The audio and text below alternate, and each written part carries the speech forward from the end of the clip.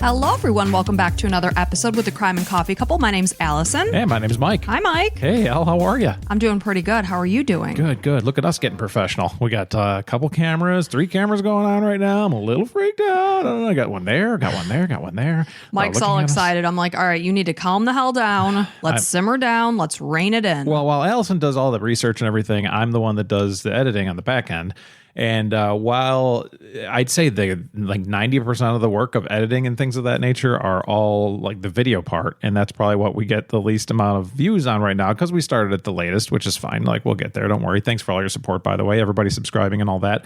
But yeah, whatever way you choose to consume them, that's totally cool. But yeah, it's a lot of stress on me. So everything that goes wrong in the video area or audio editing, that's all my fault. Well, you know what? I think you're doing a darn good job. Oh, that's nice. And you're growing and learning, because I always say nobody was ever born knowing how to do anything. Right. You know, including walking and talking. So we all have a baseline to start from. And I think you're doing a fantastic job. Things that I would never know the slightest thing about. Yeah, well, hey, I'm trying. It's getting better every time. So Yeah. Thank you so much for listening to us. If you like what you hear, there is an option where you can get more episodes. It's a subscription-based model. So whether you're on Apple Podcasts or Spotify, if you're a Spotify listener, go ahead on over to Patreon. And then at the very top, some people were asking me, how do I subscribe and get it over on Spotify? I pinned this post that explains exactly how to do it to you. So if you want to become a subscriber on Patreon, go over there, subscribe, and then there's a link where you can just make sure you're locked in on Spotify. So any of those things, yeah, they help us out quite a bit, and those are the people that keep us going. So thank you very much. Yeah, we appreciate the heck out of you guys. And I just added a ad-free tier. So if you don't like these advertisements we just added, which are fantastic for us and everybody, and please support our sponsors, blah, blah, blah, then go ahead on over to Patreon. You can get ad-free episodes. Absolutely. And even like I always say, if you're not a listener of YouTube or you don't go over and watch YouTube, we would just appreciate if you head on over there and just click the subscribe button. And there are plenty of you doing so and leaving a comment saying so, and I appreciate it. Yeah, much appreciated. Yeah. So what's been going on this week? We are fading into spring break with the kids, which is kind of nice. We both went to the beach yesterday. We did. We took our daughter and our son, and then we just randomly bumped into some friends. So our daughter was able to play with the 2 girls because the water in the Gulf of Mexico was freezing cold. So I know our daughter was bummed that I would not submerge my shoulders into that. She pulls me into the water, and I don't know, I internally flip out and I just want to flee. Right. I don't know how people do those cold plunges, because truly, even if they are proven to be beneficial, I don't think I can do them. You can. That's the exact thing. You just need to know you can do it. You're just choosing not to. It's okay. You're strong enough. You can do anything. You're a very strong woman. It's terrifying to me to be that cold. Yeah, and it's to be completely transparent. There's probably people in California or other areas of the world that are like, ooh, frigid, really cold. What must that be? 60 degrees, 50 degrees? I think the Gulf is probably 76. I have no idea. 72. I'm going to guess 74. I'm going to say 74. You could have looked that up before we started recording, I'm gonna Mike. do it right now. But I will tell you, it was jarringly cold. But regardless, it was such a beautiful day. It was just so nice to get over to the beach and just enjoy. I always say that the beaches are my happy place, because you just look out at the water and your problems seem a little bit less severe when you see the, unobstructed view. Yeah, it's actually proven that humans need to see far, in order to do, I don't know, for your sight or something. Here in America, we're all in these suburbs, and so all we see are houses, everywhere we look.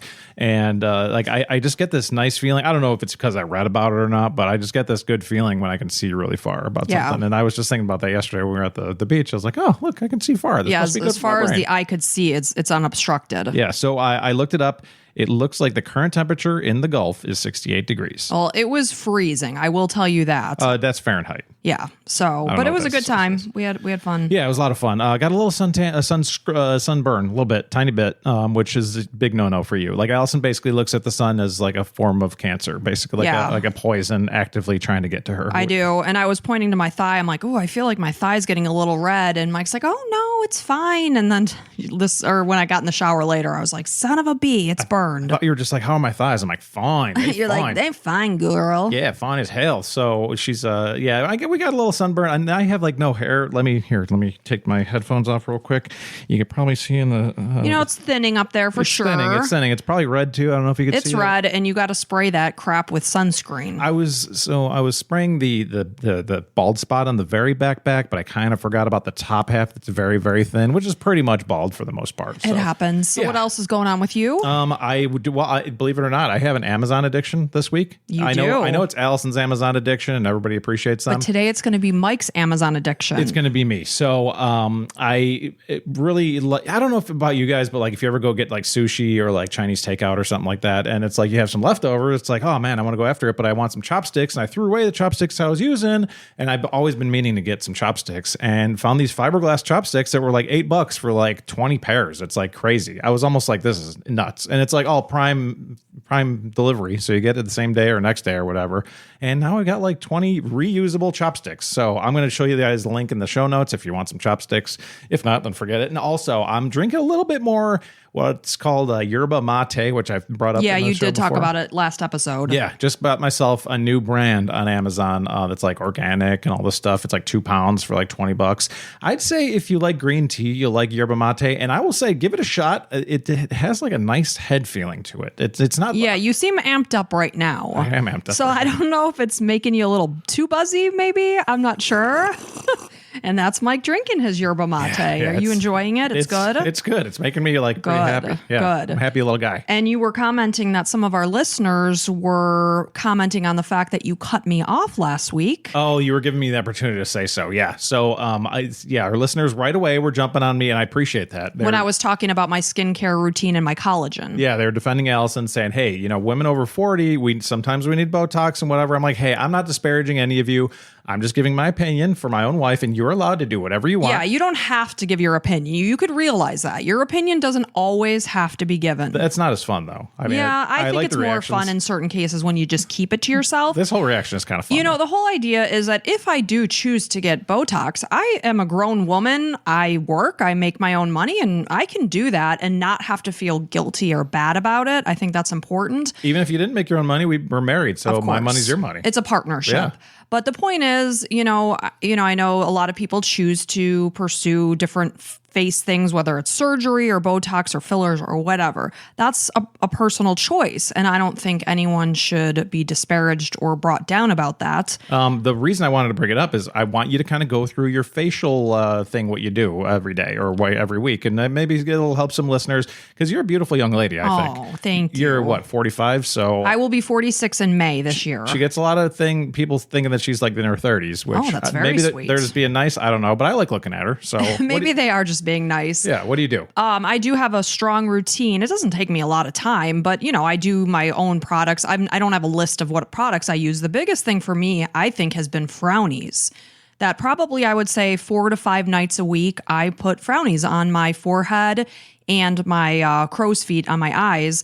And I will tell you, looking back at pictures from 2020, which was 5 years ago, I have less lines now than I did then. And if you're curious what frownies are, we'll put a link in our show notes. We're actually an affiliate of theirs. We barely talk about them, but every once in a while we'll bring them up. So I would agree. Like once you started doing frownies, like all the wrinkles went away. And I actually follow the girl on Instagram that's like owns frownies. And she said it trains your face to not wrinkle as much. So it's not like taking it away and it's not like smoothing it out. It's more training the muscles. To be more relaxed and flat. Yeah. And I will tell you, I'm a very expressive person. So when I make TikToks, oftentimes I am raising my forehead. So it's not Botox. You could still move your forehead. It's not paralyzing it. I think I'm counting 6 furrows of your brow. Yeah, I do. I make a lot of faces. I could never be a good liar or a poker player because I do make a lot of faces. If I'm disgusted by something, you're going to know just based on the look of my face. And you also talk about it too. You're very audible. Very audible, animated, expressive. Yeah, all those full things. of fire. Some good, some bad. Vinegar. Yeah, all those things. Rage. You do like all the what do you do when you do the face stuff with our daughter? Like, you guys go have your like facial, like your cleanser? Yeah, we do our skincare routine together. Like, does that even do anything? Like, I swear to gosh that anything that you guys buy, whatever it is, it's probably just like fake, right? You just like for fun. I would assume it. I mean, I buy it. My stuff is mostly dermatology brand, but it's like the vitamin C serums and needleless serum. And do we have to link all this stuff? No, probably not. We don't have to. If you're curious, let us know. We'll send you a link. We'll send you a link. But yeah, you have no faith in the things that we do. I mean, the only thing I've seen that made a difference is Frownies, personally. Just zip it. And then aren't you getting some needling thing that's like going to poke you? Oh, yes, a micro needling system. She's really excited of course, about this. I don't have it off the top of my head, but maybe next time. I haven't started it, so it's not even worth talking about. Okay, so she'll let you know how. Of course, that popped up in my Instagram reel, or feed, I should say. So it knows the things I'm interested in. And of course, you're like, oh, I want to buy that. Yeah. And then I wanted to buy it. My coworker came in. She's like, oh, I bought this system. I'm like, damn it, that's what I wanted to buy. I wanted to get it before you. So I'm going to give it a try, just see how it does. And if it's great, I will talk about it and I'll link it for you guys. Yeah, and if not, we won't even mention it. So good stuff. So are you ready to get into this? I think so. All right, let's do it. So this is a listener suggestion from Carly. So thank you so much, Carly. We certainly appreciate it. This is a crazy case, one I think I recall hearing about, but it's madness. And this is the Kalamazoo Uber driving shooting rampage. So today we're stepping back to February of 2016. It was a bright, sunny, unseasonably warm day in, easy for me to say, Kalamazoo, Michigan. So this is a city that's nestled between Chicago and Detroit, kind of at the midway point there. So a single Uber app ride request spiraled into a rampage that left 6 dead, 2 fighting for their lives, and a community that was shattered and just beyond shocked by what happened that day. So during this case, we'll be unraveling the Uber killings, which is a story of chaos, courage, and the thin line between normalcy and nightmare, and really highlights the fact that things can change in the blink of an eye in a way that you never could have fathomed them to happen. So many of us utilize rideshare apps to get around town when we're traveling. You know, maybe we're being responsible because we were out with friends and we had some drinks that night. Or, you know, if you live in the city and you don't have a car, you might hop into whatever app or rideshare company that you utilize. Well, it's so easy. We all have our apps. We have our phones on us all the time. It's like, I need a ride. I'm going to go ahead and call one. Exactly. So accepting a ride involves a delicate web of trust. And this is a quiet, unspoken agreement between rider, driver, and the platform itself. And it's built on assumptions of safety, reliability, and mutual accountability. It's a modern pact that's rooted in convenience, yet it is shadowed by vulnerability because you're getting into a car that is driven by a person that you have no idea what their background is, what their mental state is, nothing. So, you know. And it's not just the apps. Like, if I can say really quick, like, there's all these people that jump on Uber and, you know, any Lyft or whatever, and they're just like, yeah, it's dangerous, you know, because the internet things and whatever. It's like the taxi drivers the same thing. You don't know, like, you know, let's go back to the old days of the taxis. It's like a lot of them, you know, don't speak the same language as us. There's a first language, and it's like, you know, you don't know who you're getting in there with. I don't know if there's background checks being done. Like, if you go to New York City and get a cab, right. I know those like medals or medallions are very expensive, but at the same time, you don't know who you're getting in there with. Yeah, I don't know if like having a taxi driver gave people a higher sense of security because they were driving a car that was driven or given to them to drive by a company, whereas in an Uber, they're picking you up in their personal car and you don't know who they are. So you consider the fact that we never know what might be lurking inside the mind of the person that is accepting our ride request. So it is Saturday now, February 20th, 2016, and 30-year-old Matt Mellon climbed into his Uber. This was a silver Chevy Equinox. It was 4:21 p.m., and really the first few minutes of his ride were completely uneventful. The night before, Matt had been at a birthday party, and, you know, of course, I'm sure he was having drinks, so he left his car behind. So that afternoon, he called on an Uber so that he could go back and retrieve his car. So as he went to climb into the backseat of the car, he did realize that the driver had his German Shepherd back there, which then prompted him to get into the front seat of the car. So, you know, he did think that this was a bit odd. that the man did have his dog with him, especially the fact that it was a very intimidating breed of dog. Like right to my right, I've got a 6-pound Shih Tzu Yorkie. I think if that dog was in the car, no rider might hesitate to get into the car because she's so tiny and unassuming. Yeah, they'd get into the back seat because they can go pet her. Exactly, because she's so darn cute. So again, he thought that it was strange, but regardless, he climbed into the front seat and he just made the assumption that since it was such a gorgeous afternoon that maybe the man had his dog out at a park or taking a walk and then took the dog along with him to start his, fares. You assume the best. Yeah, so Matt later learned that the driver's first fare of the day was a female college student. She actually refused to get into the car because of the dog's presence. She was afraid, and I mean, rightly so. Yeah, and it's really important to point out that anytime you feel uneasy, it's totally okay to just say no or just run or, all these stories that we talk about.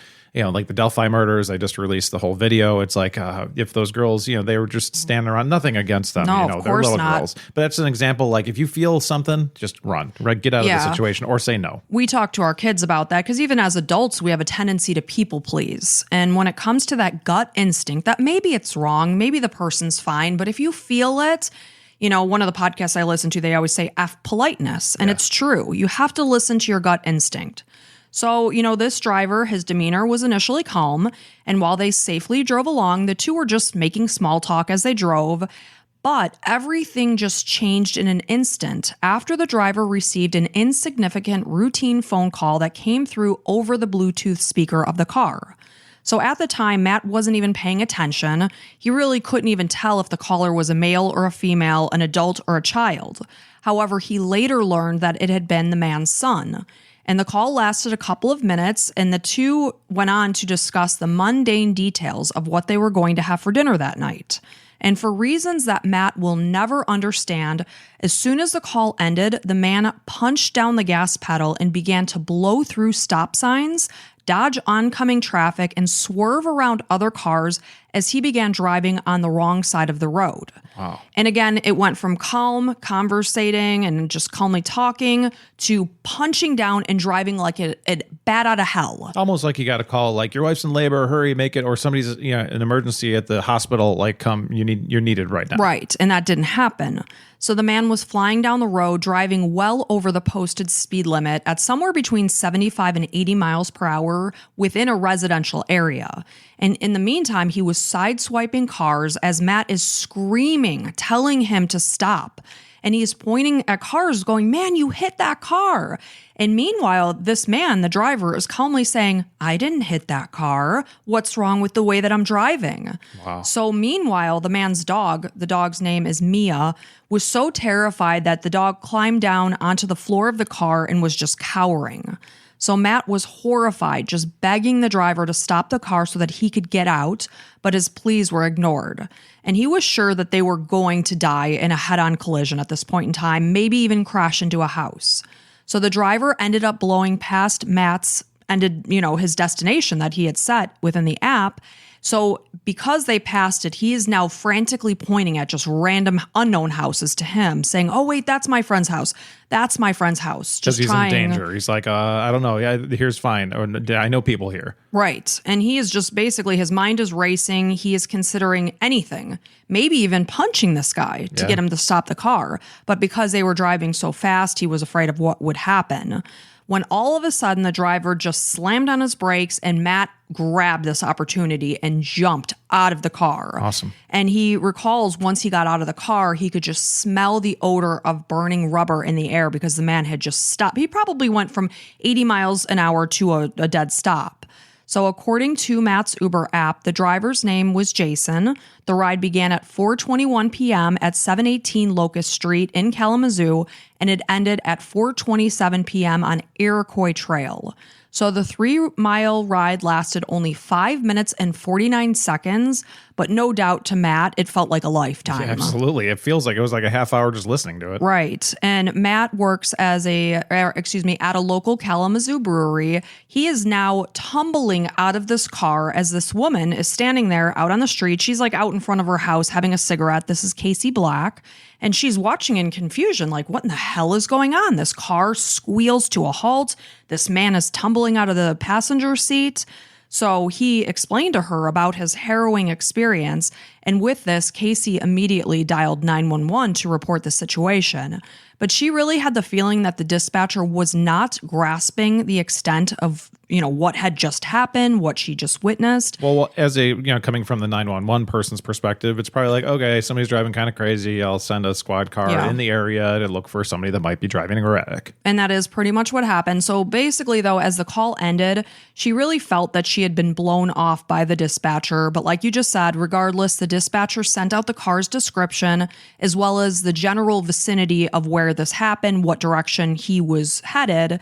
And this was reported to every on-duty officer that maybe they could see this man driving.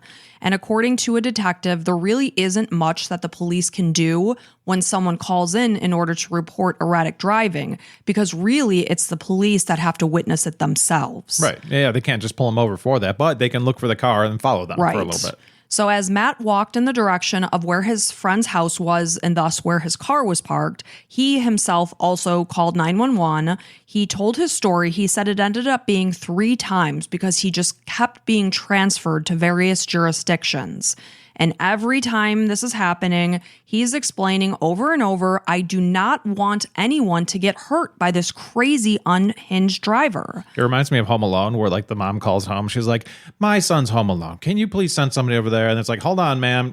We got a crazy lady on line 1. Hello? Okay, my son's home alone. It's like, well, how many people am I going to have to tell the exact same story to? Let's get to somebody that can do this. Over and over, he's telling this story. And then after he ended that call, he contacted Uber through their 24/7 app in order to report this man. So when Matt called his fiancée, this is Mackenzie Waite, she could immediately hear how distraught and shaken up he was, so all of a sudden she's now very concerned. So what she did was she decided to go to Facebook. She created a post at 5:33 p.m. in order to warn people that she was friends with in the area about this Uber driver named Jason. And then her post did go on to be widely shared on social media. So she wrote, "Attention Kalamazoo peeps.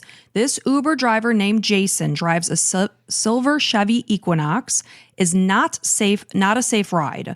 Despite Matt pleading with this driver to pull over, he refused. He was acting completely normal throughout all of his erratic driving. Hoping this man will be arrested or hospitalized soon if he has a medical condition causing his behavior." So meanwhile, Matt continued to try to get a hold of Uber's response team for more than an hour. So it was his goal that Uber deactivate this driver, but sadly, this man was not deactivated until he went on to shoot 8 innocent victims. So Matt later went on to file a lawsuit against Uber, claiming that they did absolutely nothing, despite the fact that the app clearly states that it had a dedicated response team on call 24/7 in order to investigate safety issues and things that threaten the safety of the riders. This just reeks of like corporate America 101. This is just, it's all about profit. It's about shareholder value. It's not about safety. It's like, it's all just a charade. It's like, okay, we'll say that we're about safety, but the downside is that the safety center is like a liability to Uber. So it's costing them money to have people look into safety. It's not giving them anything to their profit and their bottom line. Well, it's, safety, to me, words mean nothing. Right. So if there's no actions behind words, don't even bother using them. But if you have a company that's based on, trusting strangers picking up strangers in a car, like both the drivers and the people being picked up, there, there's an element of danger there. Absolutely. And we've heard the stories that on either side of the coin, that person's been injured, the driver's been injured by the passengers and vice versa. But the fact that he was unable to reach anyone that entire day is just unacceptable. Absolutely. To me. I'm glad there's hopefully a lawsuit involved.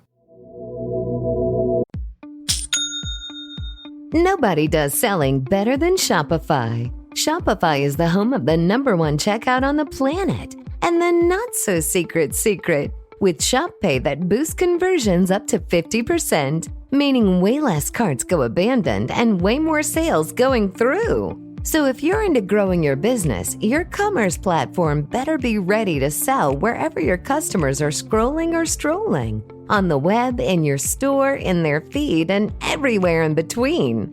Businesses that sell more, sell on Shopify. Upgrade your business and get the same checkout that Skims uses. Sign up for your $1 per month trial period for 3 months at shopify.com/Westwood1, all lowercase. Go to shopify.com/Westwood1 to upgrade your selling today. Shopify.com/Westwood1.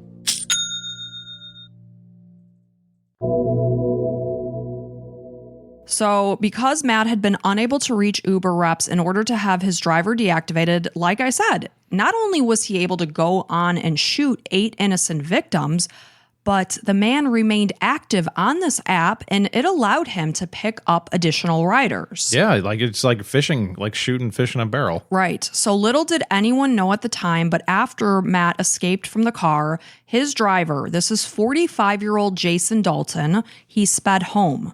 So after he got back home, he went inside, he drank a glass of water, and then he went down to his basement and filled up the magazines of his guns. By the time he left his house, he was armed with a loaded Glock 9mm semi-automatic pistol, and he had also donned a bulletproof jacket before he left the house. Jeez, he was ready. He was ready. So investigators came to learn that the man was completely average and completely unassuming prior to this day. So he was a suburban husband. He was a father who had a 9-to-5 job. He was born in Indiana and he relocated to Kalamazoo during high school.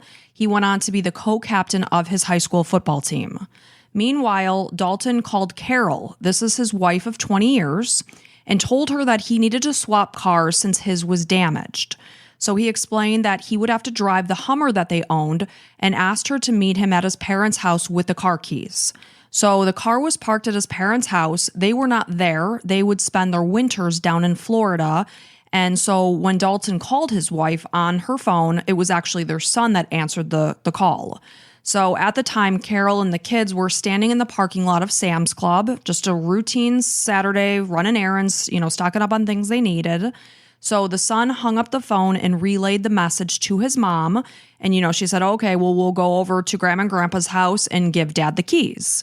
So, however, rather than driving to the house as arranged, Dalton went on to accept a new fare. So this time, the ride was for an 18-year-old high school senior. This is Dalton Blackburn, and he lives in the Meadows townhomes in northeast Kalamazoo. So that Saturday, he had been out and about much of the day until his girlfriend, this is 15-year-old Macy, messaged him and asked him if he wanted to come over and hang out with him. And he said, yeah, that would be great. So she lived in downtown Kalamazoo. So Dalton agreed, so Macy went ahead and called the Uber to pick him up just a little after 5 p.m. that day. So it turned out that Macy accidentally entered the wrong pickup location for her boyfriend, and rather than entering in his address, she selected the Meadows Townhomes Administration office. So soon she received a call from the driver, this is Jason Dalton, and he indicated that he was lost. So she gave him more clarified directions and then heard nothing from him for about 10 minutes. So with this, she began texting in order to clarify if he was able to find the correct location. So later review of surveillance video showed that Dalton's car was basically just circling around this area looking for his intended pickup. This was right at around 5:33 p.m. However, he remained unable to find Dalton. So unaware of the situation, Dalton's guardian, this is Amy, she's just randomly going outside to check the mailbox, and she sees this car driving around, and she realized right off the bat that this man seemed incredibly aggressive. And she described him as having a crazy look in his eye. And as she got closer to his car, because she was going in the direction of her mailbox, he hit the gas, nearly striking her with the car. And it seemed to correlate with her going towards the mailbox. Like it was completely intentional from what she could see. Mm-hmm. So meanwhile, Macy has no idea this is happening. She's continuing to text Dalton and he's not replying. So as he looped around one more time, he spotted a woman, just some random woman who was outside with 5 young children in tow. And this is across from a playground that was in the area. So this is 25-year-old Tiana Crothers, and she was a young mother. She had just had a normal Saturday afternoon. She finished a workout, and her young daughter and some of her friends said that they wanted to go play outside at another girl's house. And Tiana said that would be completely fine. She said she wanted to make sure to walk the group over to be sure that they were safe. So in the meantime, they're just outside, they're chatting. It's her daughter and 4 other children. They're laughing. And then Tiana noticed a car that was speeding through the complex, and it stopped right in front of her, and she could hear a dog continuously barking from inside the car. So Dalton, she didn't know who he was at the time, he rolls down his window and asked if she was Macy. And she said, "No, I'm not." And he immediately drove off. She was also taken aback at this point because he was driving so erratically where there were children. And it wasn't long before he turned the car around and headed back in her direction. So still sitting behind the wheel, all of a sudden, he takes out his Glock semi-automatic. He points the gun at Tiana through the driver's side window. And in the meantime, Dalton is standing outside. He's waiting for his Uber to arrive that Macy called. Did he not see the few times that he was circling around, or like he just never went past him? He didn't go past when he was standing out there. So Dalton's standing outside waiting for his Uber ride, and he starts hearing gunshots. And he couldn't see them, but he knew based on the sound that they were somewhere nearby. And meanwhile, Macy is continuing to text Dalton, "Are you close?" So Tiana recalls the moment that she realized that this man had a gun, and she immediately screamed to the group of 5 children to run. And she attempted to do the same, but all she could think in her head was the safety of these 5 children. So as she turned to flee, she felt a burning sensation that she described it feeling like a bee sting more than anything. You know, you think about the adrenaline and fear and stress coursing through your body, especially when your full focus is on the safety of these children. So initially, she was really unaware of the fact that she had even been shot.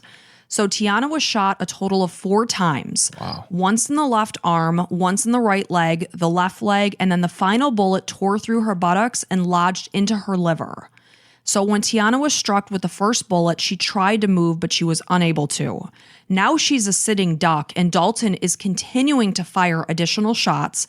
So she made the decision, since she couldn't move, she was just going to lay there and pretend to be dead. Best option. So as Dalton sped away, he was sure that this victim was dead. Yep. And you'll find later in a police interview, he just made that assumption. So neighbors ran from their homes after hearing the sound of gunshots, and they found Tiana lying on the ground, wedged between the curb and the back wheel of a truck. She had no sensation whatsoever in her legs, and she told them that the man was a heavy-set guy with blue eyes and a dog in the backseat of his car. So Tiana was rushed to the hospital in serious condition. Both her legs and left arm were fractured because it must have hit the bone, and one of the bullets to this day still remains in her liver. So some of Dalton's shots missed their intended target of Tiana, and 7 bullets went into a house that was behind her. So meanwhile, in this house, there are 4 teenagers sitting in a bedroom playing a video game. And investigators found that the bullets went through this boy's closet and actually got stopped by the clothing within his closet. Thank God. Wow. Because these boys could have been killed had they been able to pass freely through the room. So Dalton ended up shooting 15 rounds at this location. So 911 calls came pouring through from residents of the Meadows, and one of the dispatchers noted the similarity in the car's description, as well as the fact that the driver had a dog. You know, that's something that stands out. They picked up on it from the earlier call. Right, because Matt Mellon had made the phone call, as did the lady who witnessed him rolling out of the car. This was Casey. So the dispatcher, felt so sure that these must be linked that she even went on to call Mellon back, and he clarified, yes, the driver's name was Jason, and he even sent a photo of the app of the picture of him to the dispatcher's personal phone. So somehow, though, the link between the shooter and the Uber driver, Jason, was missed, despite the fact that Matt shared this information. So with Uber's help, police could have easily located him because, of course, he's active on an app. They're directly correlating his actions on the app. The GPS is tracking him actively. So before you come to find out the horrors of what continue on in this day, this man could have been stopped had this all been tied together. So regardless, he was able to carry on with destruction and violence, forever changing the lives of so many people. So after he shot Tiana 4 times, Dalton sped over to his parents' house just down the road. Once again, he's driving like an utter lunatic. He's flying through red lights of an intersection at 80 miles per hour. He's sideswiping a car. This is the second time he's actually struck a car in 2 hours. So during this time, the Uber app somehow registered that he'd picked up his passenger and began recording his route. So as a result, Macy later got a bill for $7.31 that showed Dalton doing nothing but just circling around and then driving to his parents' house, despite the fact that he never picked up that teenage boy. So when he arrived, he parked his damaged Equinox in the garage, and when his wife arrived a little after 6 p.m., he realized that the Hummer that he was asking for the keys for, it wouldn't start. So with this, he decided to take his parents' car, and this was a black Chevy HHR that Carol had been driving. So when Carol asked her husband what was going on, he said that he was having trouble with the taxi people. And he clarified, that he contacted Uber and they were going to fix it. So she noticed that he was acting completely out of character. He looked paranoid, and he was telling her that she had to stay inside with the children at their parents' house and lock the doors. So when Dalton further elaborated about these taxi people that he was referring to, he told Carol that a taxi driver had been shooting at him, and he gave his wife a loaded gun and told her that she wasn't going to be able to go back to work and the kids would not be able to go back to school. So when she asked him, "What are you talking about?" he said she would understand more when she saw his story on the news later that night. Jeez, man, this guy's lost it. Just come out of nowhere and no previous, it sounds like, nothing, no kind of trouble, and just boom, just loses it. Out of the blue. So Carol later told police that when she arrived at her in-laws' house, Dalton was in the garage on the phone. He said that he was reporting the damaged car. This was not true. He was actually on the phone with Macy because he called her at 6:09 p.m. This is 30 minutes after he shot Tiana. So Macy indicated that they spoke for about 3 minutes, and the call ended with him saying, "Sorry, I don't have time for this anymore. I have better things to do, and you're just wasting my time." So she hangs up the phone, and she just has the impression that this man was just unpleasant, sketchy, and rude. Yeah, I'm going to leave him a bad review. Right. Not knowing that he just shot up a whole neighborhood. Never. But the problem is at this point in time, now he's driving a completely different car. Right. So now what they might be out on the lookout for is it's changed. Yeah. So as of 2016, Jason and Carol Dalton had been living in the suburbs of Kalamazoo for the past 17 years. Neighbors described Dalton as a talker, and they indicated that a 10-minute conversation could easily stretch for 45 minutes. Mm-hmm. So probably the kind of guy that you would duck into your garage to avoid talking to if you didn't have a lot of time. Yeah. He was also known to have a love of guns. He would often fire guns out back in his on his property. Oh. So after he left his parents' house, Dalton headed back home, and a neighbor's daughter recalled that he pulled in right around 7 p.m., and after the car idled in the driveway for maybe a few minutes, it then sped down the driveway. It stopped for about 30 seconds and then reversed back up the driveway. So, weird, erratic behavior. So then the car parked for 5 more minutes with the lights still on. So the Glock that he used to shoot Tiana was later found by police officers. It was jammed. So that's why he must have realized it was jammed. So he left it sitting on his workbench. And he had gone home in order to pick up a replacement. So this is a Walther P99 9mm semi-automatic gun. So he's switching them out. So after he left his house, he once again just began taking Uber fares, picking people up. Again, could have been stopped already. So the passengers... but it's the same profile. So even if his cars are being changed, it makes it harder for the police to find him, Grand Theft Auto style. I don't know if anybody out there plays Grand Theft Auto video game. But in the game, if you start to get too many wanted levels, you can go into a garage and have your car totally changed, and then they can't find you. And then this is the same situation. He's changing cars. It's much harder to find this guy, and they're not talking with Uber. And really, it's they're still looking for a needle in a haystack. Right. And, this is kind of a reminder, too, that if you are utilizing a rideshare app, that it's important to double, triple check the fact that you have the intended person. And the app is showing a Chevy Equinox that's silver in color, but a black Chevy HHR is picking them up. That's interesting. So right off the bat, that should have been a red flag. that something's not right about this. But thank goodness, these pickups and these fares went by without issue. That's an interesting fact because I've been picked up by cars that were not what they said they were. And they're like, yeah, my car's in the shop. Right. I'm like, okay, cool. Never thought that this person could be trying to outrun the cops. So from now on, I'll be like, no, man, get out of here. I'm going to report you. And that is your right to do so. Absolutely. So that's just a little reminder, a public service announcement. But it might not be true, but man, it better safe than sorry. And whether or not he even had that exchange with the people, maybe they never even questioned the difference in car. Well, I'm just saying for now, I will be doing Right, and the you same. should. So the passengers that he drove around during this period of time, they noticed nothing strange about his behavior. He picked up a man named Keith Black. He picked him up at his home at 8:02 p.m. near the Western Michigan campus, and he drove him to the center of town. And Keith sat in the front passenger seat and chatted with Dalton as they drove. And then there was another passenger within the 8 o'clock hour that recalled Dalton singing along to the radio, being jovial. So Keith Black wasn't killed? No. Holy cow. All these people I'm talking about, Okay. everything went by without, thank goodness, without absolutely. incidents.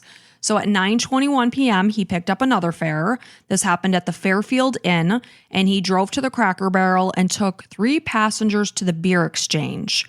And because he couldn't get his app to start, the fare wasn't even properly charged, and he didn't even seem that upset about the fact. So in the meantime, 17-year-old Tyler Smith had spent much of his Saturday. He was out looking for a car. He had his girlfriend of 9 months with him. This is 17-year-old Alexis Cornish.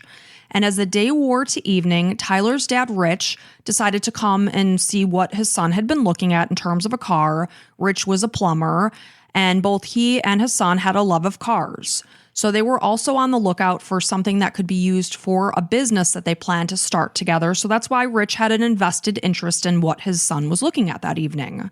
So Rich was described as the life of the party, and he and his son were super close. While Tyler was a soccer player, he was a carefree teen that loved to laugh and have a good time. So nearing 10 p.m. that night, Tyler and his father got out of their car, so they were at a Kia dealership. But of course it's late, so the dealership was closed. A lot of people actually do that, where they want to go look at cars and not be bothered by these, everybody has to have a job, but sometimes you might see a salesman as like a vulture just swooping around, and it's like, dude, please back off. I just want to look at this car. So they were basically at this closed Kia dealership, and they were looking at this blue Ford pickup truck. It was parked right near the entrance of the dealership. This is along Stadium Drive. So Alexis, she was tired. It was late. She really couldn't give a hoot less about cars, just like I don't really give a crap. So she decided to stay in the Range Rover and just wait for them. So only moments later, surveillance video is now picking up from the dealership showing Dalton enter the frame. So after he drove around the lots, he parked in front of the dealership offices and he approached Tyler and Rich on foot. So he even walked past the Range Rover where Alexis was sitting inside. And of course, at this point in time, you wouldn't be alarmed. You would just think, oh, somebody else is doing the same thing I'm doing. Sure. So Dalton later indicated that he drove to the dealership with the intention of looking at a black BMW. So this is how deranged this person is. He's picking up fares, he's shooting people, and then he's going to peruse a dealership and look at a black BMW. Yeah. So he said he incidentally just happened to notice the father and son looking at the truck. So Alexis remained in the car, and she's sitting there and she's watching as this man approached Tyler and Rich. And what she couldn't hear at the time was he asked them what they were looking at. And as the men turned to refer to the pickup truck, he pulled out his gun, completely unprompted, and began to shoot them. Wow. So they both fell to the ground while Alexis was horrified and ducked behind the seat. She was shocked at what was happening at that moment. So another witness was driving by and later said that after the father and son fell, he just continued standing over them, continuing to fire. And 16 shell casings ended up being found at the scene, littered around the ground of the car dealership. 16's a lot. 16. Man. So one of the victims had been shot 9 times while the other was shot 7 times. So when Dalton felt satisfied, after he shot these 2 innocent unknown people, he walked over to the BMW that had brought him to that dealership in the first place. And he tried to open the door of the car, but found that it was locked. So with this, he turned and headed back to his own car. In the meantime, he walked past the Range Rover where Alexis, thank goodness, was hiding out of his view. And quiet. Good idea. Trembling in fear, crouched down, and she was able to see his shadow as he walked past the car. Oh, so chilling. That's crazy. Just knowing this guy just killed your boyfriend and his dad, and just knowing you might be next. Maybe, hopefully, he doesn't steal this car and goes out and about and I'm in it. You're like, oh, what's next? Horrifying. So realizing that she forgot her cell phone at Tyler's house, now she's in this Range Rover and she has no cell phone. So, of course, she wanted to give it a little bit of time, make sure that this guy left. So she waited for somewhere around a minute and a half, and then she crept over to her boyfriend's body. He was laying on his back, and she pulled out his cell phone from his pocket. And I will tell you, I watched the police video of when they came to the dealership. You could tell she was in shock. Yeah. She was worked up, but she was calm. So you can't even process what just happened because it's a normal Saturday night and you're just stopped off at a dealership and all of a sudden now your boyfriend and his dad are dead. And this guy did it like he was just like looking at some birds and got distracted. Like he's like, I'm going to go look at this car. Oh, there's a couple of guys looking at another car. I'm going to shoot them 16 times and then go ahead on like nothing ever happened. Right. And it's really proven by the fact that he still walked over to that black BMW as if nothing happened. Yeah. So she got the cell phone and then crept back to the Range Rover and called 911. This happened at 10:08 p.m. So as officers arrived, they saw the heartbreaking image of a father who had fallen into his son's lap, almost had the picture as if they were hugging. That is heartbreaking because this is a 17-year-old boy and his father, and they loved each other so much. And I always put myself in victims' shoes, and we have a 16-year-old son, and you and our son, you're always together, and it's just heartbreaking to think that this happened. And just looking from his perspective, he's got a grandkid on the way, like his son's like getting a new car, like because his girlfriend was pregnant, right? No, she wasn't pregnant. Oh, I thought she was pregnant. Yeah, you my just bad. made that part up. I did, my bad. But so interestingly enough, there was a pregnancy involved in this case. I don't know. It wasn't Alexis, though. Okay. So tragically, though, the father and son were pronounced dead at the scene. So meanwhile, that Saturday night, a group of 5 ladies were out and about, just enjoying their time together. So 4 of the women were over age 60. This is Mary Lou Nye, Mary Jo Nye, Dorothy, who went by Judy Brown, and Barbara Hawthorne. So they're out and they're with a 14-year-old girl. Her name is Abigail Kopf. And Abby was with Barbara because they just had this close relationship. Abby actually looked at Barbara as if she was her grandmother. That's really sweet. I just had smile comes to my face because I just picture ladies out there just having a great time and laughing. And it's like just such an innocent night when I paint the picture of what happened. These 5 women, they met up for dinner earlier on the Saturday night. They went to the Cracker Barrel, which I keep telling you over and over. I'm just, wanting to get to the Cracker Barrel. Probably wanted to get to the early bird. Oh, 100%. I love the early bird because then I could be home in bed at 8 o'clock at night. Yeah. And I would be happy to be hanging out with 4 60-something-year-old women. That sounds like my ideal situation. So they're having a lovely evening together. They have their dinner at the Cracker Barrel, and then afterward, they drove together because they took 2 cars to the Cracker Barrel, and then one to see a performance of Chinese acrobats on campus. So when the show ended, it was a little after 10 p.m. They went back to the Cracker Barrel so they could disperse into their 2 cars. So by the time Dalton drove up to this location, they were all in the car. So 4 women are in one car while Mary Lou Nye was in her minivan, and they were parked right next to each other. So Dalton later indicated that he went up to the woman in her van. This is Mary Lou Nye. Of course, he doesn't know this woman from Adam. And apparently he asked her if she could spare $1 in order to make America great again. So she told him, "I'm sorry, I don't have $1." He shot her in the head. Oh my God. And as he turned to run away, and this is a horrifying part of the story, he was running away. He heard the 4 other women in the other car screaming. So that got his attention. And he turned back. And of course, they did nothing wrong. They just saw their friend get shot in the head by a stranger.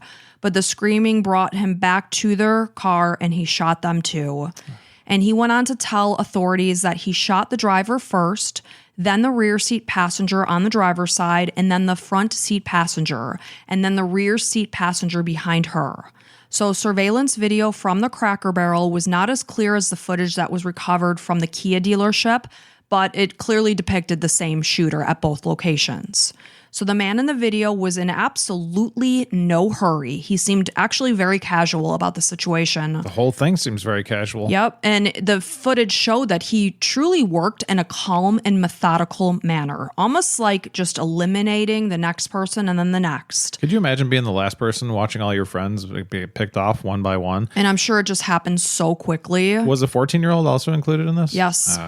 So while officers were at the scene of the shootings at the Kia dealership, they heard reports over the radio. Of course, they're horrified at this Kia dealership watching this father and son dead on the ground together like they're hugging. And now they're hearing over the radio that 5 additional victims have been shot at the Cracker Barrel. Like, this is an all points bulletin. Everybody that's available, including people that are off duty right now, you need to get on the streets and go try to find this guy. It's a horrible situation. Like, what else is going to happen? 100%. And I just got chills up my spine to think of how they must have felt at this moment, realizing that there was an active shooter on the loose and who else was going to be a victim. So the only information that they had about Dalton at this point in time was that this was an older white man driving a dark Chevy HHR. And I know I mentioned he's 45. He looks a lot older to me than 45. So that's why they kept saying his description as an older. I'm 45, so I don't like to think that 45-year-olds are older. Well, if somebody says older, you're thinking 60s, 70s maybe. 70. Yeah, but he did look older. So when authorities responded to the Cracker Barrel parking lot, they realized that the 4 women had been shot. So it was actually 5 altogether, but of course they were in 2 separate cars. So 3 were deceased and 2 were clinging to life.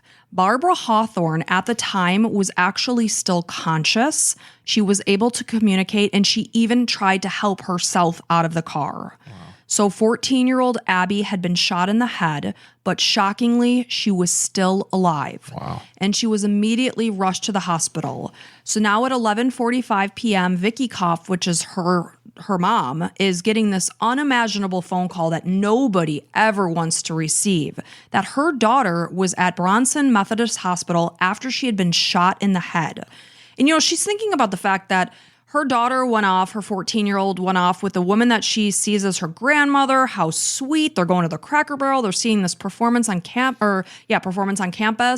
And how the hell did this happen? Maybe going out with like a bunch of friends and teenagers and stuff that are brand new. In you're a like, sketchy part of town. Yeah, you're worried about that kind of thing. But like, if she's going out with a bunch of 60-year-old ladies that are all grandmothers, basically, that she views them as, and this is going to be like, she's going to have a great time. The last thing you think. A totally innocent evening that just ends in such tragedy. So in the meantime, though, there was a newscaster that incorrectly announced that all 5 victims from the Cracker Barrel parking lot had died. That wasn't true. So Vicky is rushing to the hospital, and she found her daughter in the ICU. And a couple of hours later, Abby flatlined. So staff members are now pouring into her daughter's room to start CPR. And the resuscitation process was just brutal, because you hear about it, like people's ribs and sternum get cracked and all that. It's going on and on and on. And Vicky could take no more. She said, just stop. We have to just let her go.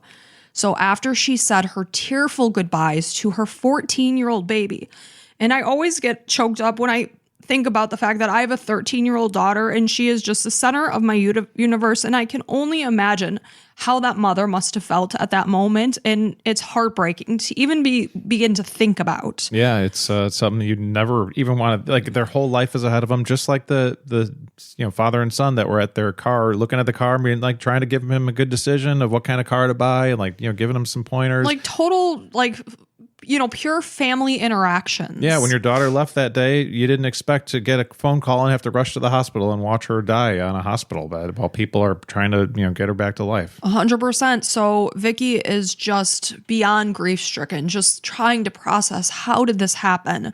Meanwhile, she is left to say her tearful goodbyes to her 14-year-old baby. And the staff began to unhook Abby from the ventilator. They took the equipment from the room. And after the 14-year-old little girl was covered with a blanket to her neck, Vicky sat at her bedside and laid her head on her chest, all of a sudden she hears a heartbeat. Oh. So she screams out to nursing staff to come back.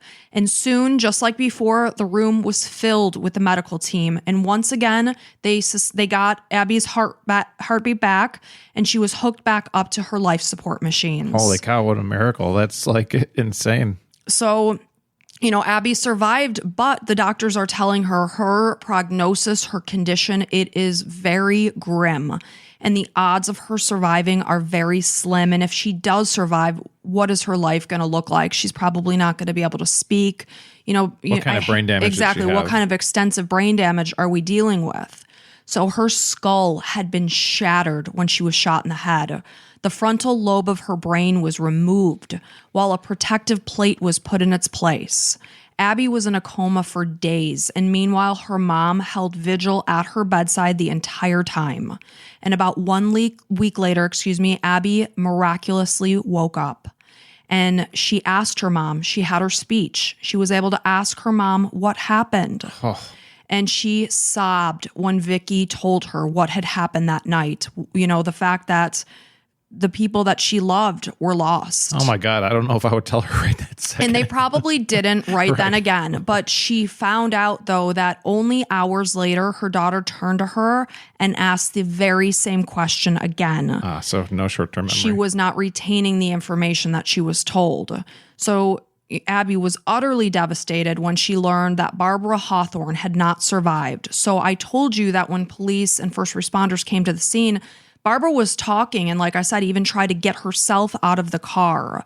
But, she took a later turn and she died at the hospital later that night. So according to Abby, the sweet and loving woman had given the best hugs. She had the best laugh, was truly this warm, incredible person.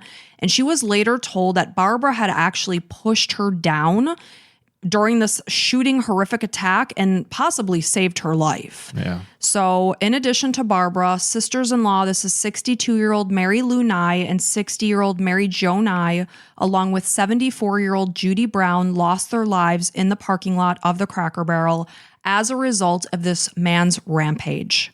So Abby's recovery far surpassed what doctors ever expected. They never expected her to survive. So this girl has been a true medical miracle. Well, yeah, then survive, and who knows about speech and being able to walk and all the, their brain controls their whole body. So who knows what she would even be doing, maybe on a machine for, as long as possible. This is crazy that she's able to speak. Short-term memory loss is not great, but it's better than the alternative. Right, and we know that our brains are very complex organs, and there's a lot that doctors don't even know. So, they could only speculate what her life was going to look like, but they were amazed. So again, the fact that she even survived was a miracle in itself.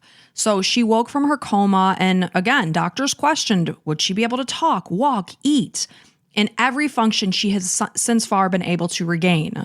So she spent 6 months at a rehab facility in Grand Rapids where she learned to walk again after losing significant sensation in the left side of her body. So she had to do rigorous rehab and physical therapy to learn to walk again. And throughout this time, she also struggled with debilitating headaches because, of course, the extensive brain injury that she suffered. Well, her skull was shattered. I imagine that'd be a pretty bad headache. Yeah.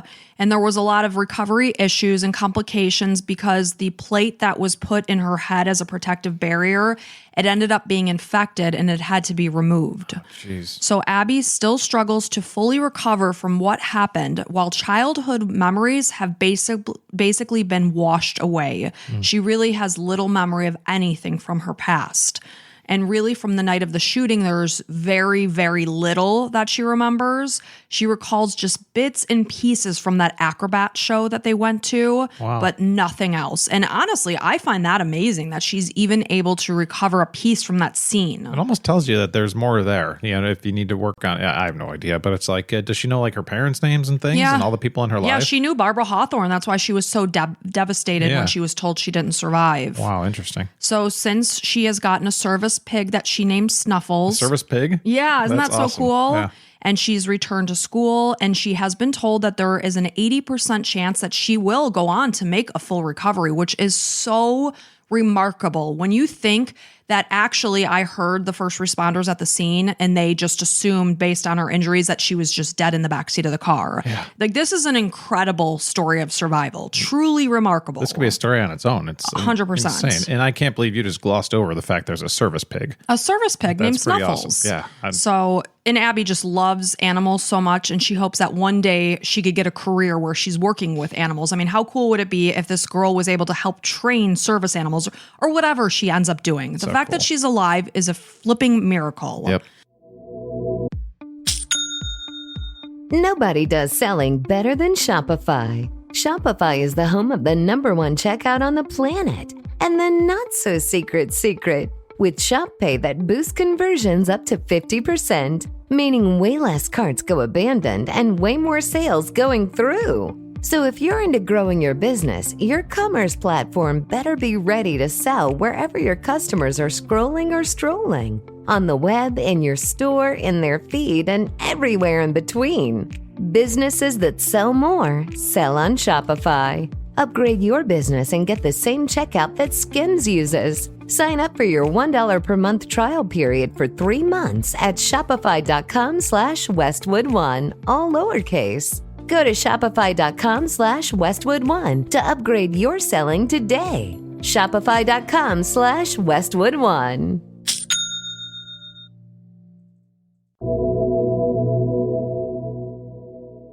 So after Dalton left the Cracker Barrel, he headed back to his home. Once again, this is 16 miles away from where he was at that time. So a neighbor recalled hearing 4 gunshot blasts from his property. At this point in time, it was 11:20 p.m. You don't expect to be hearing gunshot blasts from your neighbor's house. So in relation to this, he later told investigators that he had fired the shots into his garden shed using a shotgun. So he did nothing else with the shotgun. He left it behind. He reloaded that Walther 9mm with now 20 fresh rounds. He climbed back into his Chevy HHR, and after killing 6 people and injuring 2, he began picking up Uber fares. And I say killing 6 people and injuring 2. In his mind, he's killed all 8 victims because he did. He believed that all 8 victims had been dead. And probably more based on where he's shooting. I'm sure he thinks he's got this. Well, he does. It is a rampage and it's horrible. So once again, he's back picking up Uber fares as if nothing happened. And for the 17th time, this could have been all stopped by now. Right. So he's driving people around downtown Kalamazoo, and he has his loaded weapon concealed in his coat at the time. So he, in the meantime, now police are flipping out, and they set up an emergency operations center at the Kalamazoo Valley Community College. And Dalton later indicated that it all started. Everything, according to him, what went on in his mind that day happened while he was standing at the dog park. His Uber app beeped, and he said that he felt as if he was being urgently summoned.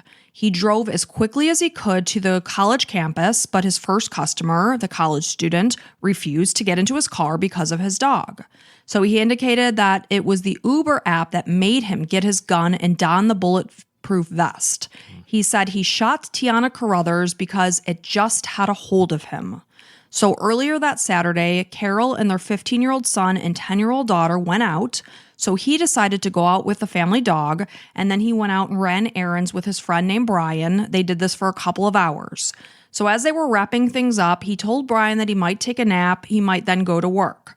And Dalton worked as an insurance loss adjuster in Kalamazoo, as his 9-to-5 job. But over the past 2 weeks, he had started driving for Uber just to get some extra spending money because he was hoping to take his family down to Orlando so that they could go to Disney World.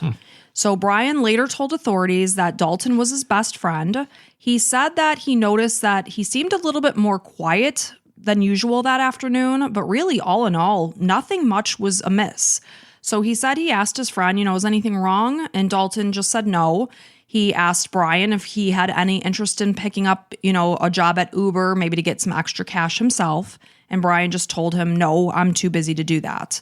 So 2 days before the killing spree, Carol said that she noticed that her husband seemed a little down. Maybe his spirits were low. But when she asked him about it, he said he was just tired from driving on top of his full-time job. So meanwhile, Dalton is still out and about in downtown Kalamazoo, and he is driving for Uber. So at 11:30 p.m., he accepted a ride request. This is for a 19-year-old student named Nick.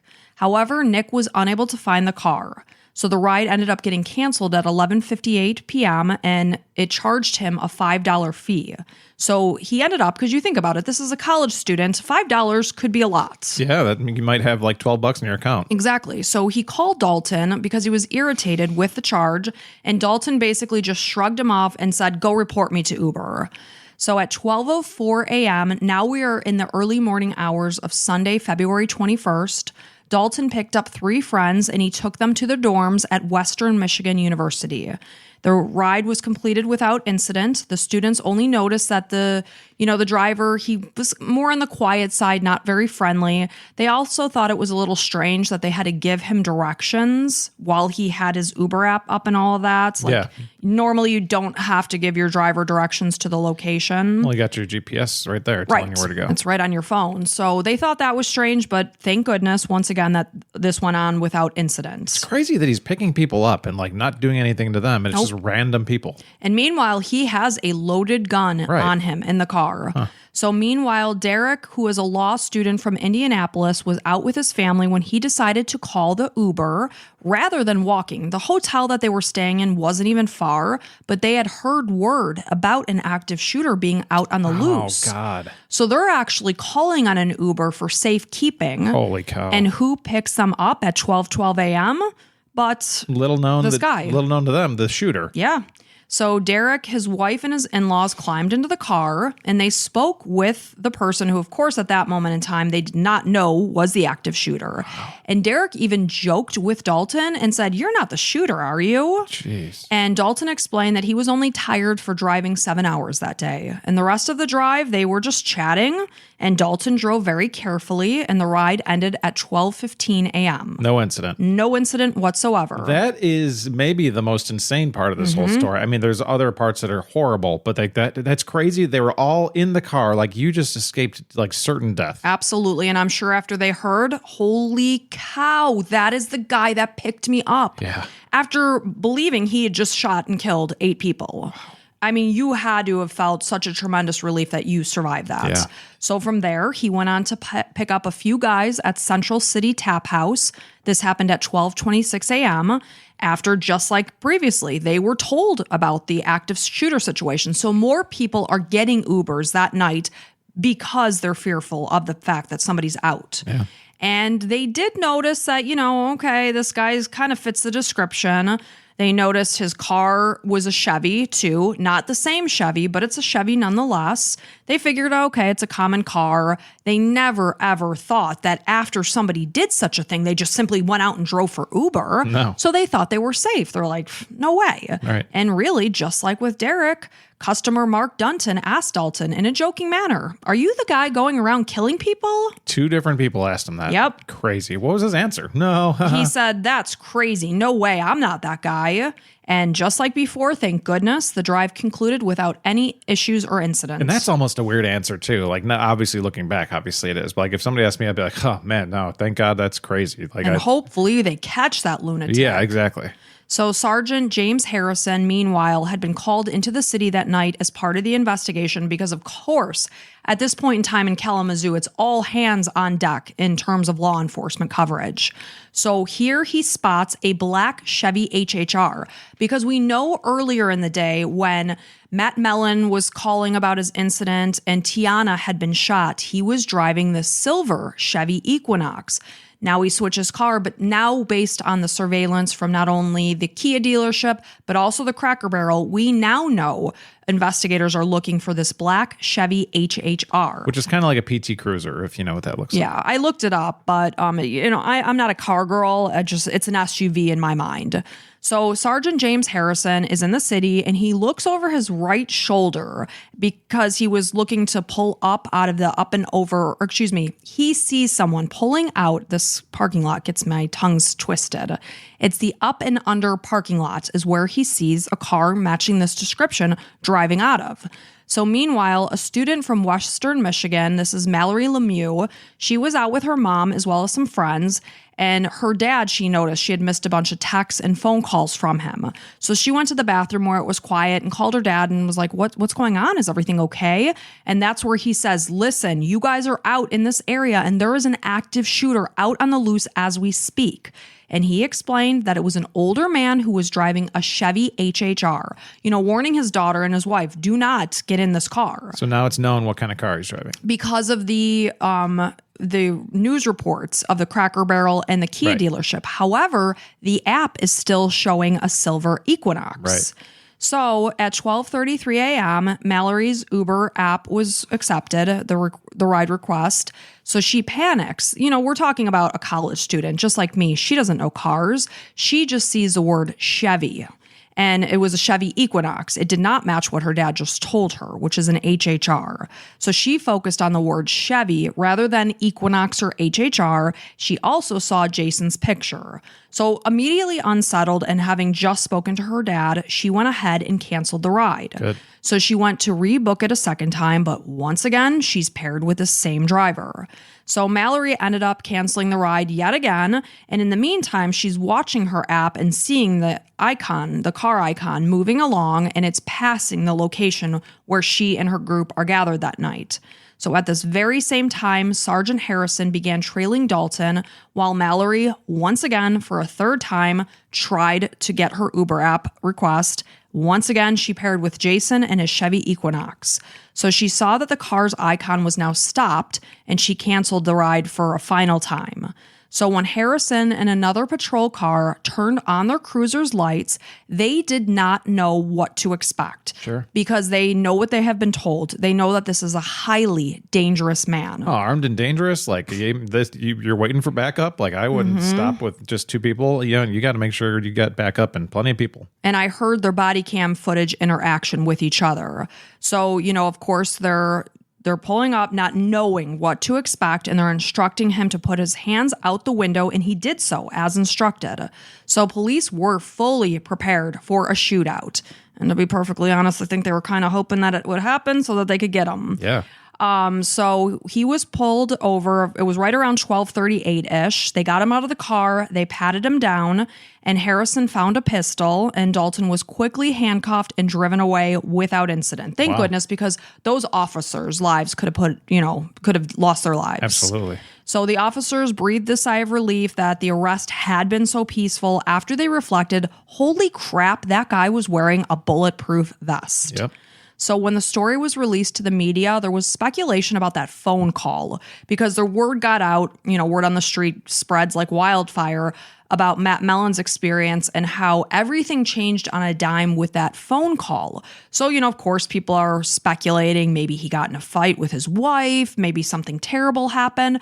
And really, it was just that it was his son calling. And I'm just catching up. So the phone call when he initially had that first conversation, yes, when things just clicked right in that second. Everything changed at around 4:20 something p.m. that day.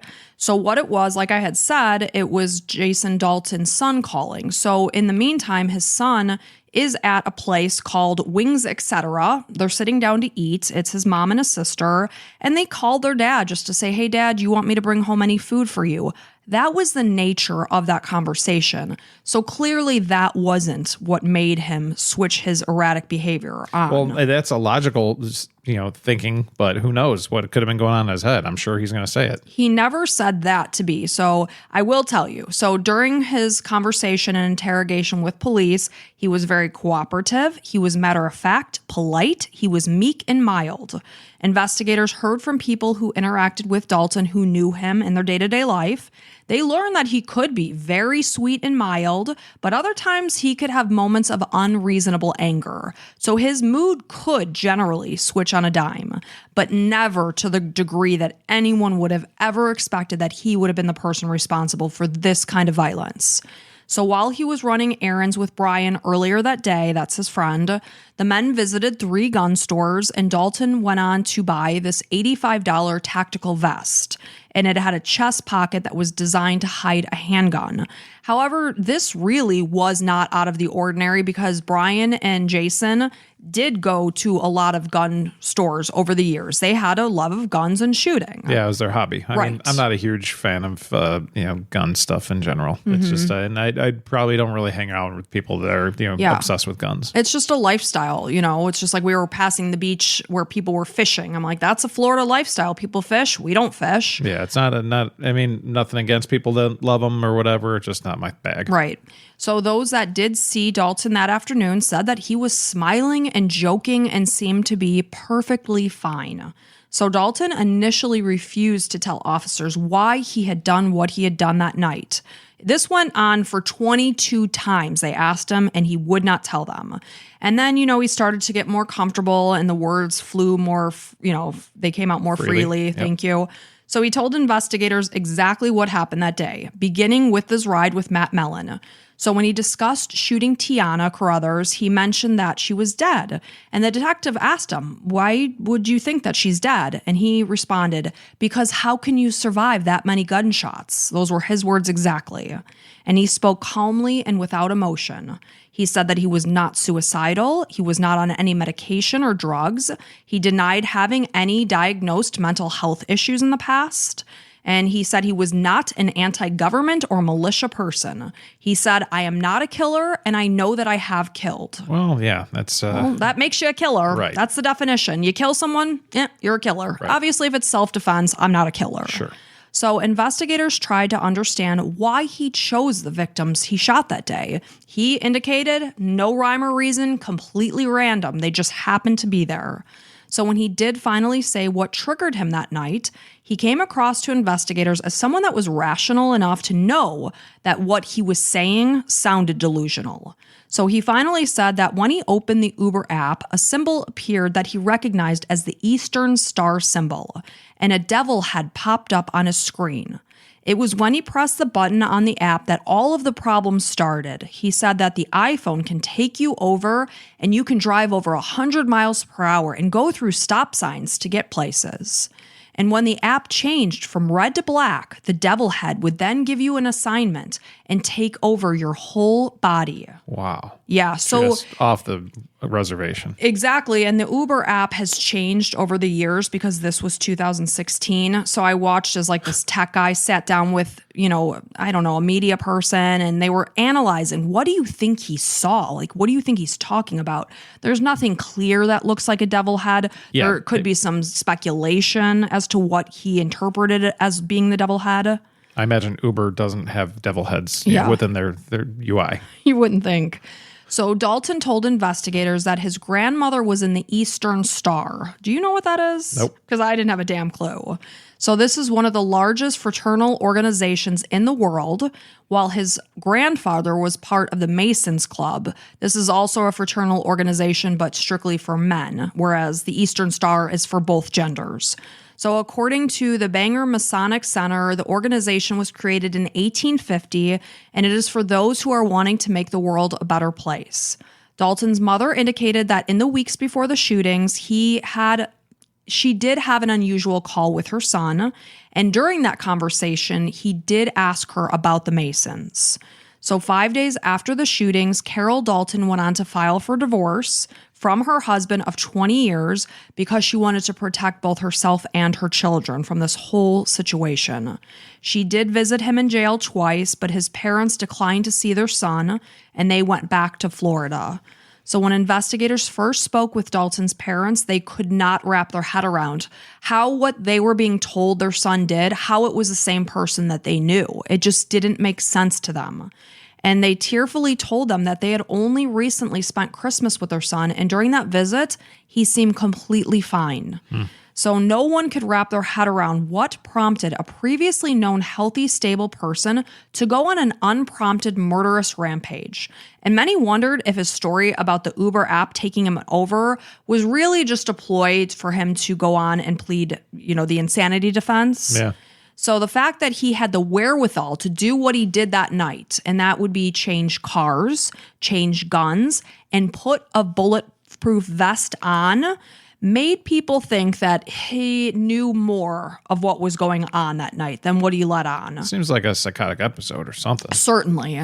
So meanwhile, the psychologist found Dalton competent to stand trial. And during a pretrial hearing in May, this is 3 months after the shootings, Dalton had a convoluted outburst. This poor woman, Tiana Carruthers, who was bravely taking the stand to say what happened on the day that she was shot, is now watching this guy, supposedly lose his mind in the courtroom. She got very upset by this situation. He had to be dragged out of the courtroom. It was really sad. And she was sobbing. And she later said that she felt like she was taken straight back to that horrific, traumatic day that she nearly died. And that was only 3 months later. Those wounds, literally and figuratively, were very fresh still. Yeah.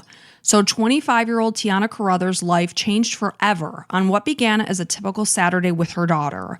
After she was shot 4 times, her left arm had to be reconstructed because we know that the bone just broke, and a bullet will forever remain in her body as a painful reminder of that day. So weeks later, someone told police that Dalton once discussed, and I got a little bit of flack recently, not harshly so, but this will discuss briefly and without any kind of description some animal cruelty. But again, there's no description as to what happened. But he once discussed choking and killing the family cat. And he said specifically if he did this, he was going to leave the cat on the marital bed. So now Carol is being asked about this, and she's like, oh my gosh. Literally 7 years earlier, she had found the family cat Leo deceased on her side of the bed. And she just made the assumption that he died of natural causes. And now she's thinking back, oh my gosh, this was 7 years ago. And I think he did this. Wow. So things were going on that were not right, but no one, saw that. Sure. There's no reason to think that. Yeah, exactly. Besides him saying that he would, but yeah, that's neither here nor there. So now on Monday, January 7th, 2019, this is nearly 3 years after his murderous rampage, Jason Dalton pleaded guilty to all 16 counts against him, including 6 counts of murder, 2 counts of assault with intent to commit murder, and 8 felony firearm charges. Well, that makes it nice and easy. Nice and easy. And he was given 6 life sentences without the possibility of parole, 1 life sentence for each of the victims that he killed. So 53-year-old Rich Smith, his wife Lori, and their daughter Emily had just had a mundane Saturday. They went off and did their taxes that day. Rich then, like I said, met up with their 17-year-old son, Tyler. He was super excited to show his dad this electric blue pickup truck that had caught his eye earlier in the day. And that's the moment they were both gunned down. Tyler and his girlfriend, Alexis Cornish, had been at a baby shower earlier that day for Alexis's mom, who was pregnant. And then afterwards, they decided to just go out car shopping. And both Tyler and his dad, Rich, were funny, outgoing, wonderful, happy people. And his sister, Emily, Tyler's sister, Emily, and Rich's daughter, Emily, said that they had identical personalities. They got on like 2 peas in a pod. And it's just so sad what happened. Yep. So 62-year-old Mary Jo Nye, she was a wife, a mother, and a grandmother. She loved socializing with her friends, hence being out that night and having dinner with her girlfriends and seeing a show. She loved playing cards. And 60-year-old Mary Lou Nye, she loved to cook.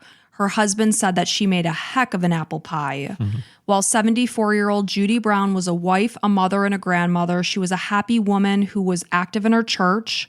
According to her nephew, 68-year-old Barbara Hawthorne, she was the hippie aunt who had an amazing record collection. And sadly, despite the fact that she was awake and alert and talking and moving on her own accord after she had been shot, she died at the hospital later that night after she underwent surgery. Barbara Hawthorne was a retired Kellogg's employee, while Mary Jo Nye was a teacher. Mary Lou Nye was a retired DMV employee, and Judy Brown was a caregiver for senior citizens. Beautiful, hardworking women that were enjoying their retirement years, having a fun Saturday out when their lives ended suddenly and tragically at the hands of a madman.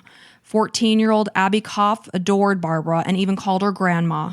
She loved to spend time with her and her friends. They would just do simple, fun things together. They would play cards. They would go to a sewing class. So obviously, Abby is a sweet old soul who just, totally I can relate to. Absolutely. So Jason Dalton's 2016 Rampage isn't just a story of violence, but also a mirror of trust that we hand over each and every day of our lives to strangers that we don't know.